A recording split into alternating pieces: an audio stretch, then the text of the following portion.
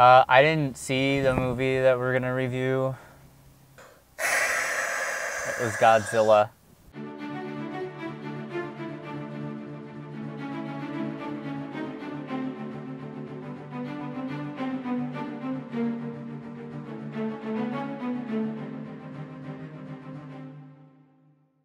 So I'm gonna interview Zach. I'm the interviewer today. Hi. Hi, I'm Zach. Zach Johnson from In-Car Reviews. I'm Stephen Bishop, the interviewer. So which movie did you go see? Godzilla. Oh, Godzilla. Okay, very good. What Love was me long time. what was the gist of the movie? What was the plot? What happened? So I think you can get the gist of the plot by watching the trailer. So basically, in a nutshell, In a nutshell. just a monster movie about. It tells the origins of Godzilla, kind of, and then tells the origins of something else.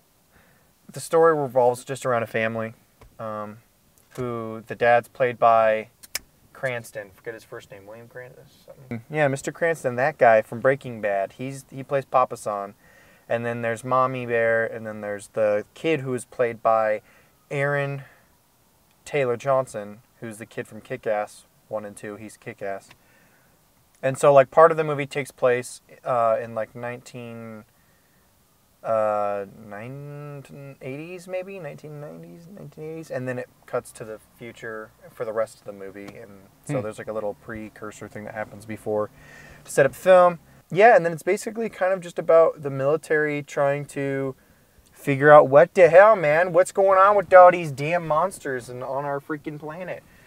Yeah, get them off of there. Yeah, how do we get these bastards out of here? Because they're wrecking our buildings, bro. Well, that sounds really interesting, Zach. Yeah. Thanks, Steven. Yeah. Yeah. Back to you, Tom. If you had to pick one character who was your favorite, which character would you say was your favorite? And could you tell us a little bit of why? Yeah, easy. It would be the Oriental Man from the trailer. There's an Oriental Man. And he's sort of like a strong side character, because he's not a main character at all. He only pops in every once in a while. He's like the scientist. I think he's a scientist. And my only reason for liking him is because he goes, Godzilla, Godzilla. And he says it like 3 times, right, one after another, when he says what they call the creature or whatever. And everyone in the theater started cracking up. And I laughed too. So I'm like, that's awesome. Because he's Asian and he's saying Godzilla, how it's supposed to be said, kind of. And so that was cool. Other than that, not a whole lot of like strong performances necessarily. Mr. Cranston, he has good performances. He's not exactly the focal point like the trailer made it seem. They made it seem like it was like him, and then the side main character would have been like Aaron Taylor Johnson.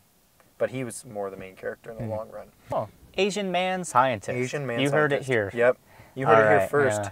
I really enjoy what do you call it, soundtracks to films.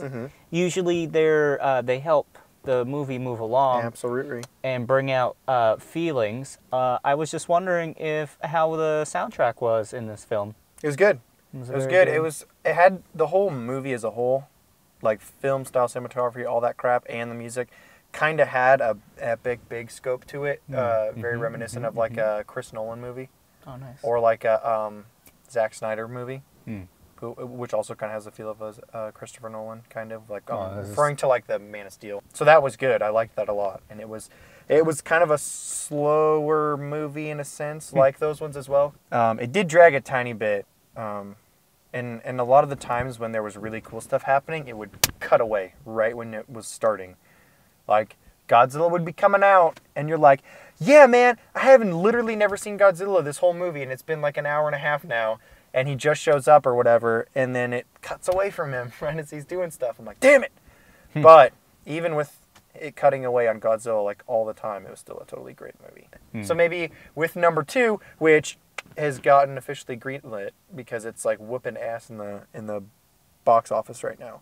Number 2's coming, so maybe that would be something that they could change, now that they've introduced Godzilla and the mythos and stuff and have revamped it. Maybe with the future one they can do a little bit more action with Godzilla instead of him sitting on the burner. Because my other thing about this movie is I feel like they shouldn't have called it Godzilla because he's in it for like 15 minutes. But he's still like kind of the focus, but there's something else that's a focus as well, and there's a bunch of different problems going on.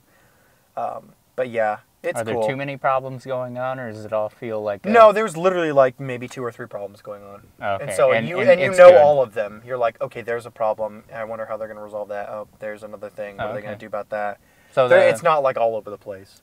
So nothing's too crazy. Yeah, or it's like, either monsters, military, or like the family. And it all blends together well and creates a good story. Well, yeah, honestly, because it's just always the family, and then Godzilla. Oh, enough of that. Back to the family. Here's some military. What's the military doing? Oh, they're freaking prepping a bomb package. The graphics seemed fine from the trailer. They were good. They were yeah, fine. Yeah. The nothing graphics was too crazy. Cheesy. No, nothing. Everything looked pretty toppy-notchy.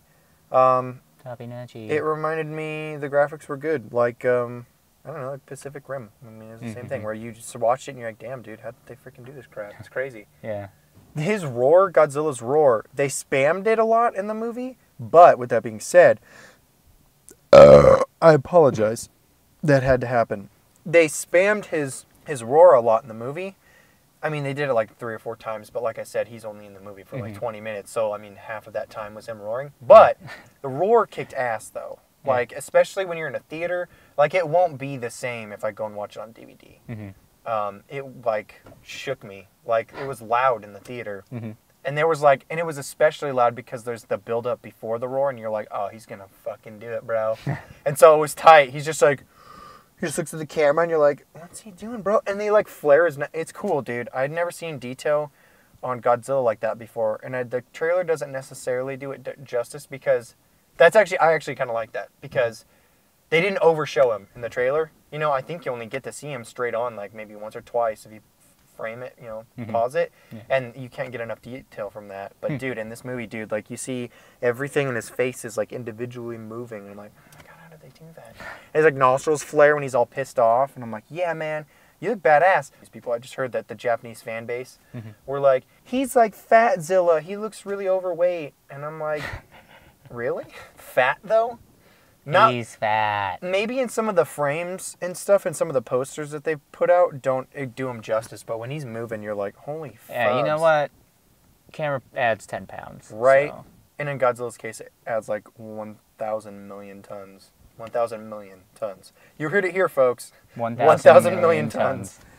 Yeah, I'll score it. Even with big complaints, these are actually big complaints to me, so I'm always thinking about how the fact that, like, William Cranston's not a super main character in it, and that kind of bothered me. And Godzilla really... Or, what would that call William Cranston? Whatever. Mr. Cranston. And how Godzilla really isn't in it a lot, and that really did also kind of bother me. There are other distractions that are fun, and the movie as a whole is great, but those 2 things leave... me wanting more, so maybe for the sequel. But still, even with those 2 big things, and normally that would destroy a movie for me. Like, if I went and saw Pacific Rim and there wasn't enough monster time, I would be like, why would I go and see this movie? I'm going to see a monster movie, and it's not really a monster movie. So I guess on those merits, Pacific Rim would be a pound-for-pound better monster movie than this one, but as just a movie, dude, I was just enjoying myself the whole time. A little bit slow, but even then, I will give it 9 out of 10. Godzilla roars. I hope that's extremely loud. It's just... Dude, Zach, shut up. But no, I liked it. Go see it. Doesn't matter what price. It's in 3D and IMAX. Yeah. Yeah, I think so. I'm pretty sure it was in 3D and IMAX, yeah. And strangely enough, I would have liked to have seen it in 3D and in IMAX. No, totally, don't get me wrong. The 3D would have been totally stupid and pointless, but they're like care packaged together in a lot of the theaters that I saw. It was like 3D and IMAX was like a one theater. Oh, okay. So with that being said, for the $15 price tag, I would have seen it. Some people might not be as obsessed with monster movies and Godzilla movies as I am, so they might not want to do that. But honestly, whatever you feel like doing, do it. I mean, if you want to wait to see it cheaper, you're not going to be disappointed. If you see it full price, I don't think you'll be disappointed, because I figure if you're going to see Godzilla, you know what you're in for, kind of. So, and it's good.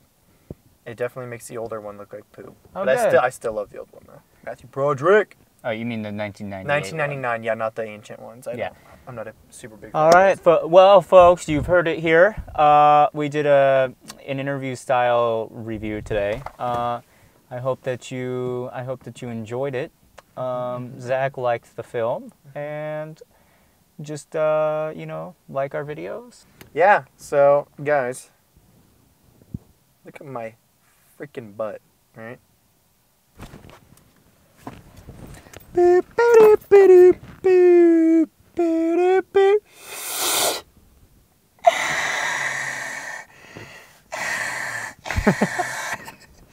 Spamming the roar.